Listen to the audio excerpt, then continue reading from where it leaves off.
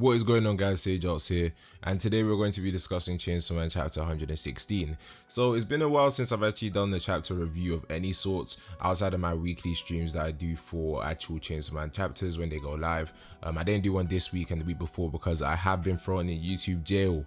Yes, because they gave me a copyright strike for something a couple weeks ago, but unfortunately that affects my ability to stream.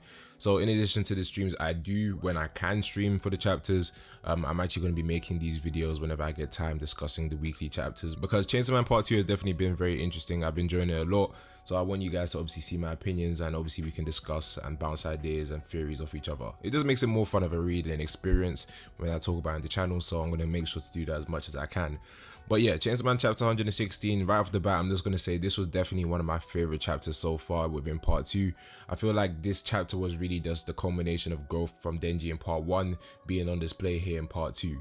And we obviously know the current situation is where we have all the students locked in the aquarium due to the Eternity Devil's power, which we still haven't seen at this point in time, which is kind of creepy and weird really when you think about it. We haven't seen the devil still, and it's been a couple chapters. But yeah, they're currently trying to find a way to get out of this situation, and things aren't looking good. But this chapter is definitely giving our characters a bit of hope. And in regards to Chainsaw Man Part 2, I also wanted to announce that I do have a video coming out this week. It was supposed to drop today, but since the chapter dropped today, I thought I'll just like tune in the new information that we get from today's chapter, and I'll drop it later in the week. So just look out for that. It's just a video talking about Chainsaw Man Part 2 as a whole. And yeah, chapter 116 starts off with Denji and Asa sitting together, and he's trying to persuade her to eat the starfish. So we do know that Asa is somewhat allergic to fish, or she can't eat fish for whatever reason. And Denji was listening to her rambling, constant rambling, a few chapters ago when she was talking about fish and animals and stuff like that. And he picked up on the fact that you can technically eat starfish. So in a way to try and cheer her up and also get her to eat, because they'll literally starve to death if they don't do anything, he said that she needs to eat the starfish. And she's kind of coming down to it. She's agreed to do it. She doesn't actually look the happiest when she's eating the starfish meat due to the quantity, but you can see that she's kind of warming up to Denji. And some things that I found interesting within this chapter, what was really like the highlight points for me in this, was when Denji was talking about Nayuta. We do know that Nayuta obviously is the reincarnation of Makima as the control devil, and the issue here is that we still haven't seen her, but we actually have got some information on how Denji's perceiving her and how she's doing. So we left off part 1 with Denji saying that he's going to go to school, and he was obviously going to have Nayuta in his care because Kishibe just dumped her on him, which is fine. But we did have that dialogue with Pochita in Denji's like kind of mind within his dreamscape, whatever you want to call it, when he was dreaming, and he said that the control devil wanted to form equal relationships with others, but she couldn't, and that Denji should build that same world that Makima wanted for Nayuta, that he's really just wanting her to have a normal life, that's his priority. I think it's really nice to see, because it's just showing the growth that Denji's had from part 1 all the way up to part 2, and it's really just showing how he's developed and learned from other characters that were present in part 1 that guided him to be the person he is today. The second I saw this panel in part 2 today and he was saying I wanted to have a normal life, it automatically just clicked back to when Aki was saying to Kishibe he got cold feet and he wants Denji to have Denji and Power to have normal lives. He doesn't even care about revenge anymore. He just wants Denji and Power to live normal lives. And it's just seeing the same thing really happen with Denji here. Even though he's still so young, he's matured and learned a lot. So that was definitely a nice thing to see. Another thing was when he was saying he likes Asa's attitude because it reminds him of a friend. Obviously he was talking about Power. It's just seeing the way that his growth has happened. Like, because remember, initially he could even stand these people he's talking about right now, the people he's referencing. He didn't even like Aki at the start, and he didn't even like Power, obviously because she was self-absorbed and narcissistic. But as time went on, they became a real family. So seeing Denji carry these values and appreciating them even though they're no longer here is just a great thing to see. And obviously he is definitely raising Nayuta with love and care even though we haven't seen her yet. So I'm definitely interested to see her when she comes around. And I guess there's even a small like reference to Makima, because he was saying that he's trying to get her to go to university or college, whatever you want to call it, and she's really smart. So I'm definitely, I was hyped already to see Nayuta for more to the reasons. First things first, would she have any abilities that Makima had? How would her conscience be like? Could she recall stuff from her previous lives, etc.?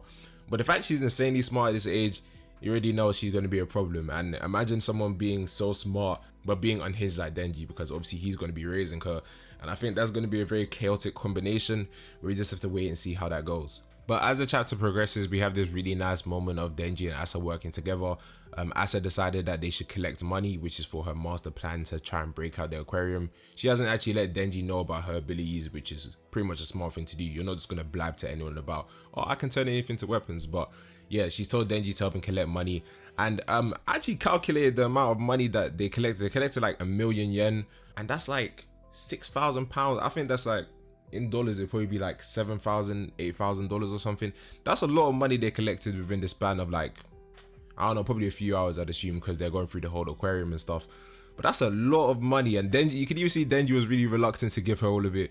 But then in typical Denji fashion, a woman's offered him something in return, saying that I'll grant you any request if you help me here, and you know, he's folded. I wonder what he's going to ask her for, honestly. I think it's going to be something related to, well, if they do get out of there, I think it's going to be something related to Nayuta, because Denji has shown himself to be very selfless so far this chapter. And with speculation of Denji potentially dying in the future, obviously it's all speculation, but I don't think it's going to happen, but I'm not, you know, it's not outlandish to think it could happen.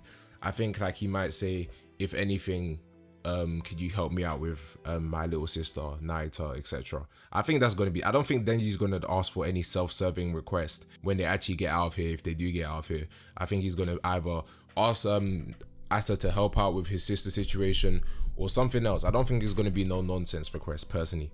But yeah, so they get all this money and they bring it together, and then after Asa makes Denji like clear the area so she can't see what he's doing, she actually decides to put her hand on the aquarium and make it into a spear, which we don't see, which I'm assuming we will see in the next chapter.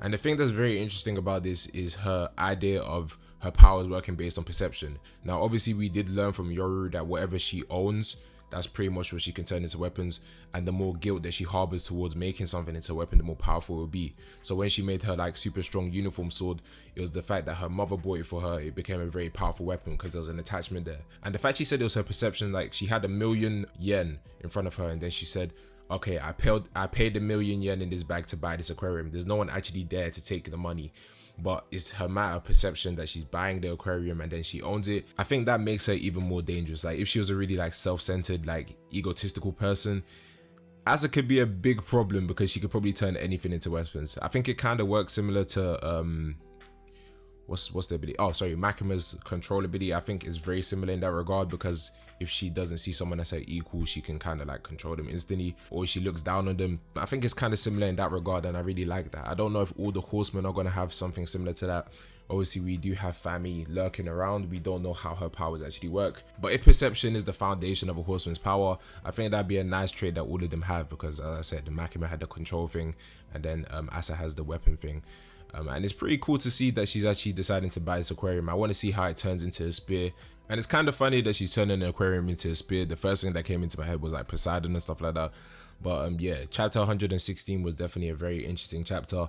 I really like seeing the way that Denji and Asa's relationship is developing, because obviously at first she couldn't stand him at all. She still doesn't know he's Chainsaw Man, so when that information ever comes to light, it's going to be interesting to see, especially because we can see she's kind of getting a liking towards him right now, and Denji's getting a liking towards her.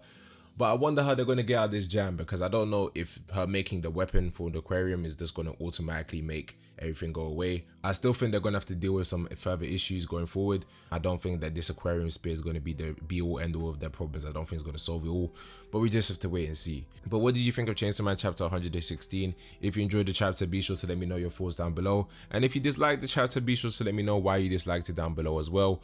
Keep an eye out for my Chainsaw Man part 2 video that should be coming out this week. And I'll see you guys in the next one. Peace.